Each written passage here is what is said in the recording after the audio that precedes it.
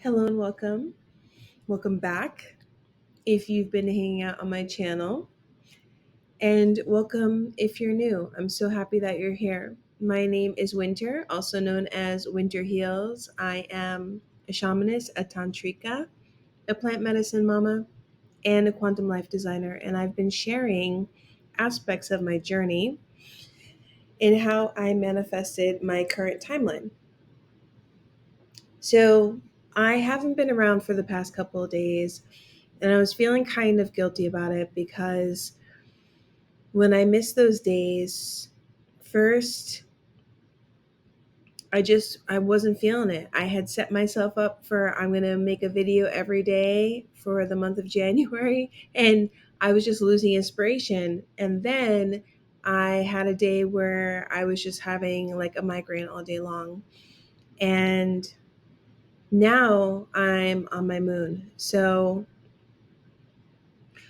I was not trying to push through those things because being human and knowing that everything happens for a reason, I needed that time to recalibrate a bit and to kind of get some perspective on what I want to be sharing on here. And I do know that everything that I share is related to my journey because it's directly connected to my experiences. And my particular way of creating my reality, the life that I love, is all connected to the practices that are in my life, the modalities that I'm trained in, such as human design, gene keys, the law of assumption, channeling, meditation, shamanism, and so much more. But I weave together my modalities in such a way where I can create my own sort of elixir in how I navigate life and create this beautiful reality that I'm currently living. And I was going to record a video. Actually, I tried to record a video um, yesterday about how I personally connect the realms of astrology, human design, and gene keys, like how I make sense of it, how it makes sense to me. And funnily, I'm doing this in Canva before I upload it to YouTube. And for some reason, Canva like didn't save it. So I'm taking that as a not now, maybe later kind of topic. And inwardly, I'm being guided to speak on relationships and how I navigate relationship. Today, I'm speaking on romantic relationship from the lens of Tantra and the teachings of Alison Armstrong, author of The Queen's Code. So I manifested my fiance. I'm not wearing my ring because he went to go get it repaired today. We're in the process of moving, and I bumped it, and one of the prongs got a little jacked up. So he is in his masculine frame, taking care of what needs to be taken care of. And so I'm settled into my feminine frame today, pulling cards, transmitting Reiki to my mom, just being in a very healing and yin space today as I'm sitting with my moon. And so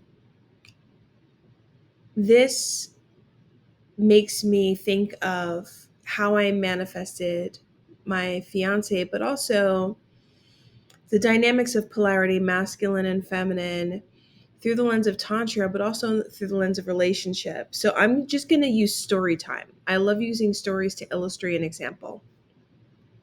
So I have a really beautiful raven tattoo here, and my partner has a matching one that's like ever so slightly different. We joke how mine looks more feminine, his looks more masculine. And after we got the tattoos, we found out that ravens mate for life. And this is before he asked me to marry him. Um, which I just love that in and of itself. But the reason why I bring up the tattoo is because our tattoo artist, lovely lady, never met her before. Me and my partner went to go get our tattoos at the same time. So she worked on mine first and then she worked on his. And it took like 2 days, because she likes to take her time with it. But what I noticed was, while she was working on my tattoo, she was complaining a lot about her husband. And we noticed how much we had in common in that we both met our partners through a dating app. We both moved fairly quickly, like advanced fairly quickly into the relationship. I think they got married maybe a couple months in from dating, and then like proceeded to have kids and stuff like that.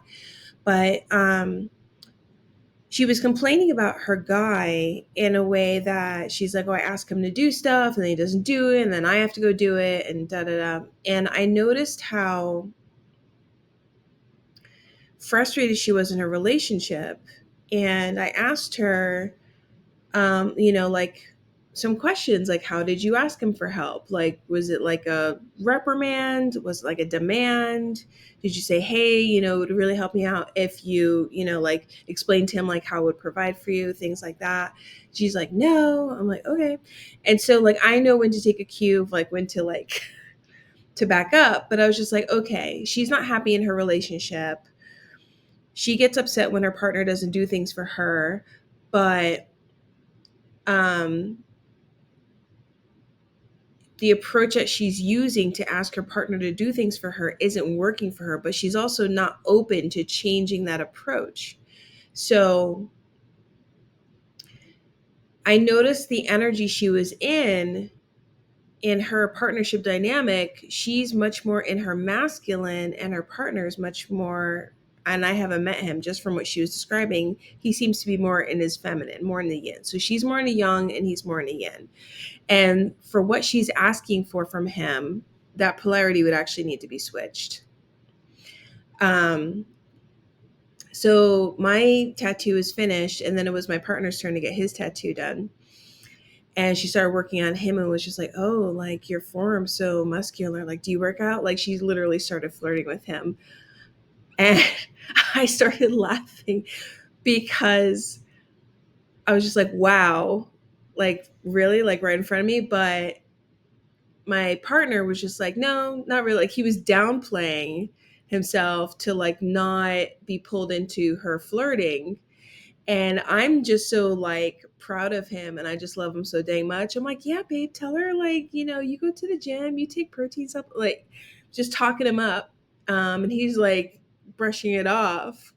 Um, and so in that respect, like me and him were demonstrating how I'm in the feminine and he's in his masculine framework.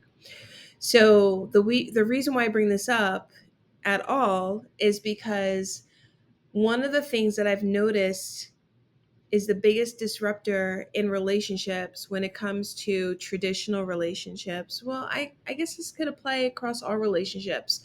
When there's a disruption in relationship, it's because there's a disruption in the balance of polarity, energy, of masculine and feminine.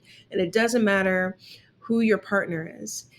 What does matter is what you need, what you want, what you desire, how you express that desire, so that you can actually get your needs, your desires, and your wants met. So I'm going to stop here. If you have found any of this to be helpful, insightful, if this has piqued your curiosity, I would love it if you hit the like button. If you enjoy this kind of content and want to see more, please hit subscribe. I'm so happy that you're here. And if you'd like to see more on polarities, relationships, Tantra, stuff like that, please leave a comment below. Either way, so much blessings to you. I appreciate you, and I will see you next time. Bye.